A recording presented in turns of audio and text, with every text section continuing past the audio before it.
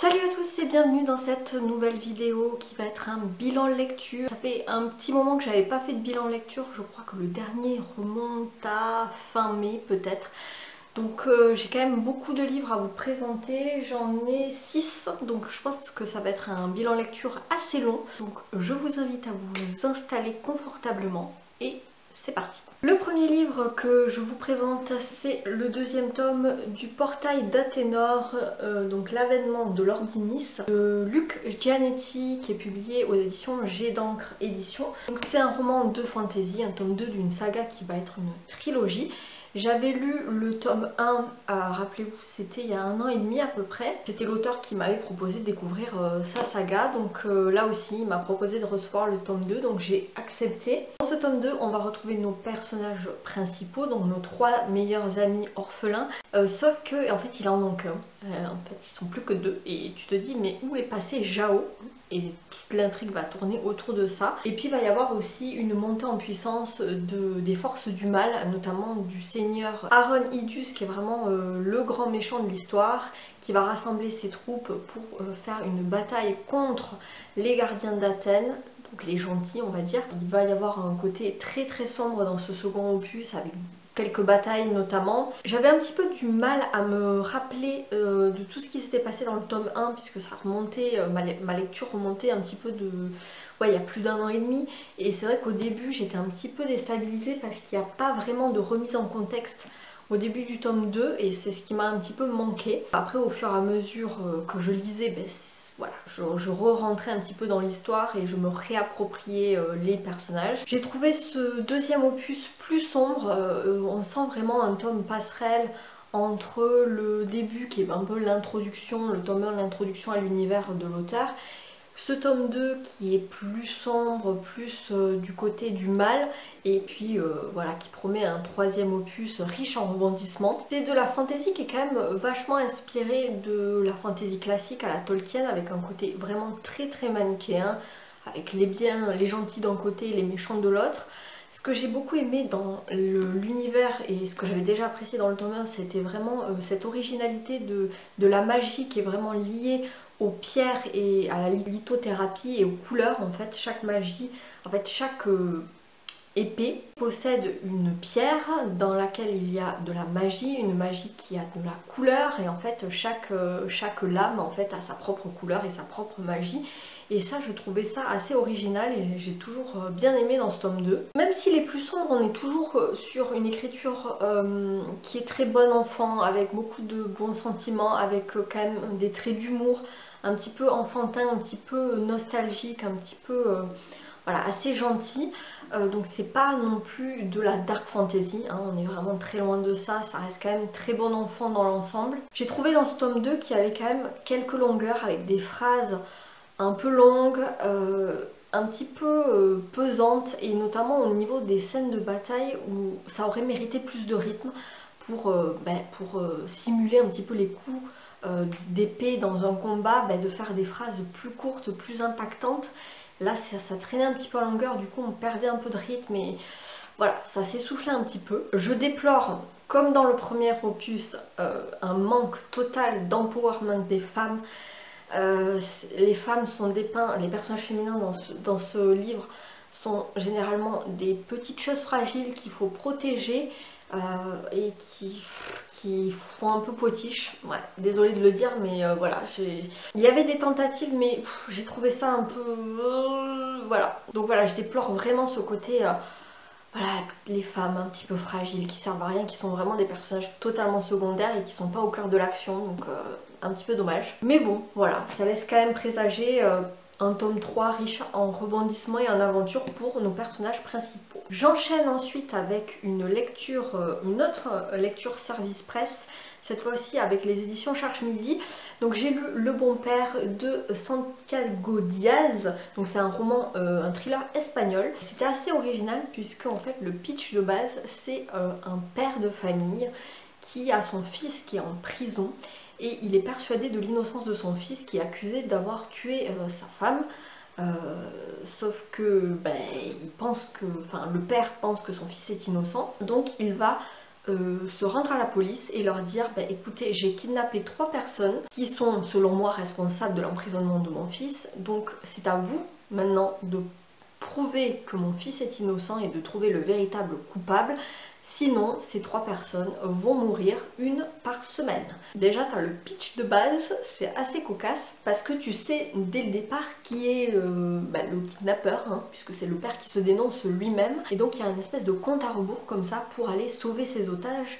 Et cette enquête qui a déjà été faite, mais qui doit être refaite, avec notamment l'enquêtrice Indira Ramos, qui est un personnage assez que j'ai beaucoup aimé parce que elle est originale, elle a des TOC, des troubles du comportement, et notamment au niveau de, elle est phobique de tout ce qui est bactéries, etc. Donc voilà, elle a des TOC et du coup ça en fait un personnage très riche et très complexe, qu'on adore quelque part détester aussi, qu'on trouve très attachante, mais d'un autre côté on se dit ça doit être un enfer de vivre ou de travailler avec elle à côté, c'est vraiment horrible. Ça interroge vraiment la question de savoir jusqu'où un parent peut aller pour son enfant, pour prouver l'innocence de son enfant. J'ai bien aimé aussi l'alternance passé-présent, alors même s'il n'y a pas vraiment d'indication de date en début de chapitre, on arrive quand même à ne pas se perdre dans les récits, dans les chapitres, entre l'enquête au présent avec Indira et son équipe, et puis aussi les passages en prison aussi qui sont au présent avec donc, le fils, qui vit en prison, qui n'est pas facile d'ailleurs, et puis aussi des alternances avec le passé, la vie des 3 victimes, des 3 otages en fait, puisqu'il a kidnappé la juge, l'avocat, et puis un témoin, une jeune fille qui disait l'avoir vu en train de frapper sa femme. On apprend aussi à connaître ces 3 otages à travers les récits au passé, et ça c'était vraiment cool. J'étais un petit peu déstabilisée par la plume de l'auteur qui est très directe avec un emploi du présent tout le temps. C'est que des phrases au présent et ça donne un côté un petit peu enfantin, un petit peu puéril, où tu te dis peut-être qu'il ne maîtrise pas les temps au passé, mais en fait ça contraste avec le propos, avec des propos qui sont très durs, qui sont très sombres. On parle de meurtre quand même, il y a des scènes un petit peu trigger warning, voilà, ça reste quand même un thriller. Pour autant, j'ai trouvé ça intéressant, ce contraste entre cet emploi du présent un peu enfantin et puis le terme vraiment très sombre, le fond très sombre du récit. En gros, c'était un thriller très original que j'ai beaucoup aimé, qui se lit bien. C'est pas un coup de cœur, mais j'ai passé un bon moment de lecture. J'enchaîne ensuite avec un tout petit livre, c'est Barré de François Clapeau aux éditions J'ai lu. Donc celui-ci, je l'ai reçu dans la box, le coffret thriller de La Cube. J'étais un petit peu sceptique au début parce que avec la 4e de couverture, on va être dans un huis clos, sur un lit d'hôpital, parce qu'on va suivre donc le lieutenant Donat Vigier qui a tout d'un coup, alors qu'il est en filature pour coffrer un criminel, il va plus pouvoir bouger, plus pouvoir sortir de la voiture, il est complètement paralysé et en fait il va être atteint du syndrome de Guillain-Barré. Du coup sa collègue paniquée va l'amener à l'hôpital, après de multiples examens le diagnostic tombe, il a cette maladie là, donc qui le paralyse complètement. Heureusement c'est pas irréversible, mais bon, il va rester quand même pas mal de temps en service de réanimation à l'hôpital. Et donc on va être sur un huis clos, dans le corps de Viguier, sur un lit d'hôpital. J'avais un peu peur qu'on se fasse chier, mais bizarrement pas du tout. En plus le livre est vraiment tout petit, il fait 220 pages. Donc je me disais en 220 pages, voilà, j'ai été un petit peu sceptique, d'autant plus que ce gros... Cette grosse pastille coup de cœur polar là, moi je suis un petit peu, voilà, un petit peu sceptique sur les pastilles comme ça. Et pour autant, j'ai passé un excellent moment de lecture. C'est une petite pépite, une belle découverte. J'ai adoré la plume de l'auteur qui est hyper fluide, hyper bien travaillée, un petit peu poétique parfois, et elle sert merveilleusement bien le propos, puisque notamment Donat est plein de médicaments, donc des fois il est un peu en train d'halluciner, on ne sait pas s'il est dans le coma, s'il est réveillé, mais pourtant il va quand même réussir à aider ses collègues à enquêter, puisque va y avoir une des infirmières qui va être retrouvée morte à proximité de l'hôpital, et Donat est persuadé qu'il a assisté au meurtre la nuit dans sa chambre, mais il se souvient plus trop parce que lui il est paralysé, donc il peut voir que devant lui, et ça s'est passé pas du tout dans son champ de vision, il a juste entendu des bruits. Il va essayer d'enquêter, de savoir qui parmi le personnel hospitalier est coupable. Est-ce que c'est l'aide-soignant, est-ce que c'est la jeune interne, est-ce que c'est une des infirmières, un des médecins, etc. Mais en même temps, lui, il est quand même vachement diminué, il sait plus qu'est-ce qui est la réalité, qu'est-ce qui est un peu de l'hallucination, donc on est vraiment dans cette brume-là. Et j'ai trouvé ça hyper original, c'était super bien construit. On est vraiment capté dès les premières phrases. Et en plus de ça, j'ai trouvé que c'était une bonne immersion dans l'univers de l'hôpital et de ses problèmes, etc. Donc c'était assez sympa. C'est un bon petit thriller que je vous recommande si vous cherchez quelque chose qui se lit vite et bien. Donc voilà, avec un huis clos, c'était sympa. J'enchaîne ensuite avec une belle découverte, c'est Time Corridor de Dalia Pérez aux éditions Nouveaux Auteurs. C'est pareil un service presse que m'a proposé l'autrice elle-même qui est venue me le proposer et je la remercie parce que c'était vraiment une super lecture. Pour autant au début j'avoue que j'étais un petit peu sceptique par rapport au résumé puisqu'on va être sur un roman d'anticipation qui se passe en 2029. On va suivre notamment Hans qui est un ingénieur d'origine allemande qui s'est reconverti au judaïsme, qui a épousé donc une femme Karine. Ils ont un enfant aussi qui s'appelle Ezriel et ils vont aménager à Jérusalem. Il se trouve que Hans a développé une application qui permet de voyager dans le temps, qui s'appelle Time Corridor, et qui va mettre au service des renseignements israéliens. Sauf que pour lui c'est interdit de télécharger cette application sur son téléphone personnel, sauf qu'il ne va pas écouter, il va le faire quand même, il va programmer une date en novembre 1936 à Berlin, donc en pleine Seconde Guerre mondiale, puisque depuis sa tendre enfance, il est vraiment omnubilé par la Seconde Guerre mondiale, par cette culpabilité que portent ses ancêtres, puisque notamment son arrière-grand-père était haut gradé SS et lui il veut absolument réparer la faute, il est vraiment obsédé par cette période-là. Un jour, son fils Ezriel qui a 4-5 ans, enfin il est assez petit et en plus il est un petit peu atteint d'autisme, il va malencontreusement ouvrir un portail dans le temps, un couloir du temps. En jouant avec le portable de son père, il va être projeté du coup dans le Berlin des années 1938. Hans, quand il va découvrir que son fils a disparu, il va partir dans les couloirs du temps à la recherche de son fils et essayer par la même occasion de sauver une mère juive et son fils. Alors moi je trouvais ça un peu casse-gueule, le côté touche fantastique, voyage dans le temps, mixé avec le côté historique de la Seconde Guerre mondiale, qui est quand même une thématique assez pesante, assez lourde. Pour autant j'ai trouvé que ça fonctionnait très bien et que l'autrice arrivait vraiment à bien agencer ça. La plume d'ailleurs, sa plume est vraiment très très belle, très fluide, on est bien dans cette plume, on a envie de retourner dans le roman à chaque fois. J'ai trouvé vraiment que le style d'écriture avait une certaine élégance. Les personnages sont bien construits, je me suis même attachée à la plupart d'entre eux, même à Elvira, donc la mère juive des années 30, qui pourtant est assez imbuvable au début. Ouais, il y a une bonne immersion du lecteur dans ce livre, on y croit, on adhère au pacte de lecture du voyage dans le temps et pourtant c'était pas gagné parce que moi j'ai un esprit cartésien et pourtant ça a bien fonctionné. J'avais aussi peur que le livre soit trop orienté comme un procès au nazisme, mais je trouve que l'autrice a eu l'intelligence de mettre en lumière les deux versions de l'histoire, les deux côtés de l'histoire, puisque Hans va rencontrer son arrière-grand-père et on va aussi voir un petit peu pourquoi est-ce que les nazis et les SS pensent ce qu'ils pensent par rapport aux juifs, etc. Donc je trouve que c'était plutôt bien, on comprend sans y adhérer, donc ça c'était bien fait. Toutefois, si je peux donner un petit bémol à ce livre, c'est que j'ai eu un goût de trop peu à la fin, je suis un peu restée sur ma faim, j'aurais bien aimé un épilogue du style 2 mois plus tard, pour connaître un petit peu le après pour les personnages. Et là, ben, la fin était un petit peu abrupte, mais c'est vraiment le seul défaut que je trouve à ce livre, qui était vraiment super original. Donc si vous cherchez un thriller avec cette thématique Seconde Guerre mondiale assez originale, avec une touche de fantastique, allez-y parce que c'était vraiment une pépite. Ça va, vous êtes toujours là? Je peux continuer. Donc j'ai lu aussi Le silence selon Manon de Benjamin Fogel aux éditions Rivage Noir. Alors là pour le coup c'est une petite déception.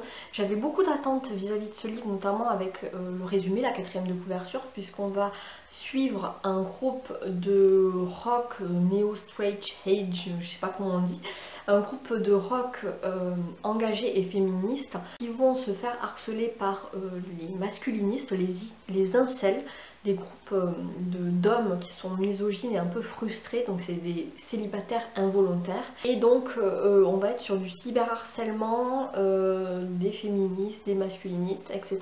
Et en fait ça réunissait tous les ingrédients pour me plaire, puisque voilà, moi j'aime beaucoup cette question du féminisme, j'aime beaucoup tout ce qui est réseaux sociaux, j'aime beaucoup aussi tout ce qui est musique rock.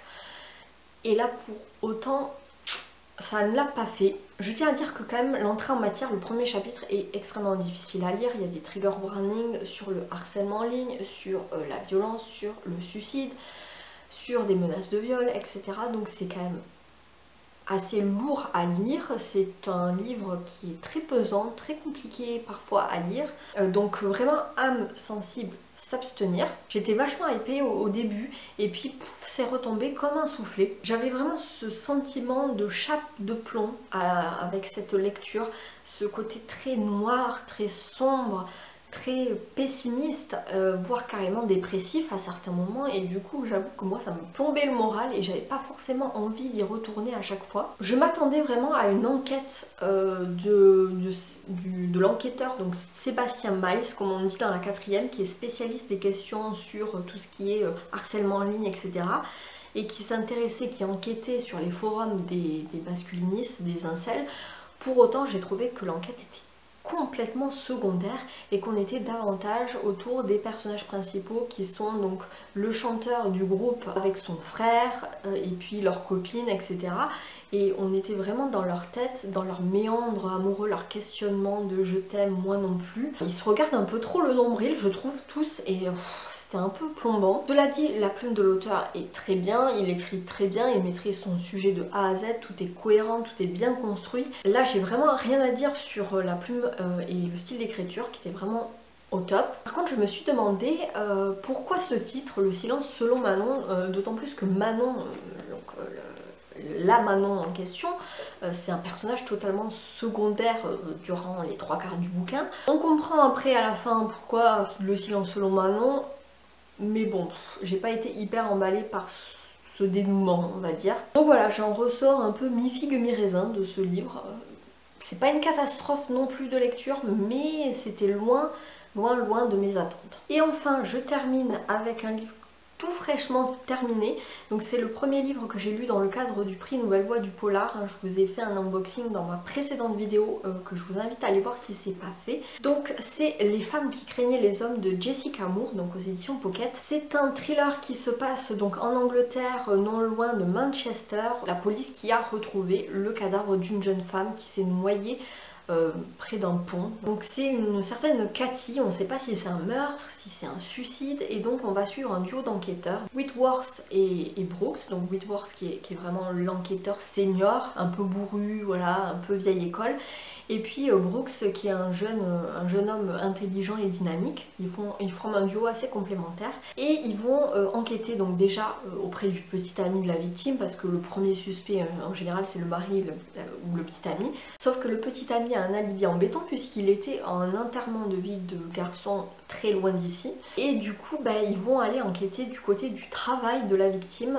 qui travaillait du coup dans un refuge pour femmes battues tenu par une directrice assez coriace, Valérie Redwood, qui est une féministe et qui est vraiment pas tout à fait misandre, mais enfin elle laisse filtrer aucun homme dans son établissement. Elle cherche vraiment à protéger les femmes qui sont dans ce refuge, et on va suivre toute une galerie de femmes qui ont connu la violence des hommes, que ce soit un mari, un frère, un petit ami, etc. Et on va voir tous ces différents personnages, cette galerie de personnages qui vont devoir être confrontés aux questions des enquêteurs sur Cathy, voilà, sur Cathy, pourquoi elle est morte, est-ce qu'il y avait quelqu'un qui pourrait lui en vouloir, etc., etc. Et on va alterner donc avec des chapitres au présent et au passé, donc au présent avec l'enquête dans le refuge et au passé où on va suivre la vie de Cathy à l'époque où elle était avec son ex-petite amie Jamie. Et je dois dire que ces chapitres vraiment au passé m'ont tenu en haleine, c'est ceux qui m'ont le plus impacté, je crois. C'était vraiment hyper dur à lire pour moi parce que j'ai vu des similitudes avec des choses que j'ai vécues moi aussi. Et en fait on va suivre la rencontre avec Jamie où au début tout est beau, tout est merveilleux, c'est idyllique, c'est ce qu'on appelle la phase de lune de miel. Et puis petit à petit on va voir comment Jamie va isoler Cathy, il va la couper de ses amis, il va la couper de son travail, il va la culpabiliser, la rabaisser, il va prendre le contrôle sur tout mais sous couvert de prendre soin d'elle. Et de l'extérieur, tous les gens autour vont penser de Jamie qu'il est merveilleux, qu'il prend soin de Cathy, que c'est le gendre idéal, etc., etc. Alors que dans le huis clos de leur relation, bah, c'est pas tout rose en fait. Et on va voir de lentes descentes aux enfers de Cathy. Et cette toile d'araignée qui va se tisser autour de sa proie, moi ça m'a donné froid dans le dos, vraiment, parce que c'était tellement réaliste, tellement horrible, mais réaliste. Je trouve que l'autrice a vraiment parfaitement retranscrit ce côté très manipulateur, très pervers et narcissique de Jamie. Enfin, c'était vraiment les mécanismes des pervers narcissiques d'ailleurs. N'hésitez pas à aller voir la vidéo de Fabien Olicard sur le sujet qui résume très bien ce que c'est. Voilà, si vous ne connaissez pas le sujet, allez voir cette vidéo, je la mettrai dans le petit. Voilà, c'était un roman très difficile à lire, en même temps très réaliste. La fin avec un twist final que j'avais pas du tout vu venir et qui laisse un goût d'injustice, mais en même temps c'est aussi la vraie vie, hein. Malheureusement des fois les hommes s'en sortent bien. Je crois que c'est un livre qui, je peux pas dire que c'est un coup de cœur, mais en tout cas j'y repense, ça fait quelques jours que je l'ai terminé et pourtant j'y repense, voilà, j'y repense, ça me fait vraiment écho en moi et voilà, donc n'hésitez pas à le lire si jamais la thématique vous intéresse. Voilà, c'en est tout pour ce très très long bilan lecture. J'espère qu'il vous aura plu. N'hésitez pas à me dire en commentaire ce que vous en pensez, si je vous ai donné envie de lire certains de ces livres, qu'est-ce que vous avez lu dernièrement, est-ce que vous avez fait de belles découvertes littéraires. N'hésitez pas à m'écrire tout ça dans les commentaires, je serais ravie de vous lire. Si cette vidéo vous a plu, n'hésitez pas à mettre un petit pouce en l'air, ça fait plaisir, à vous abonner si c'est toujours pas fait. Et puis moi, je vous dis à très très vite pour une prochaine vidéo. Et d'ici là, passez de belles lectures. Ciao!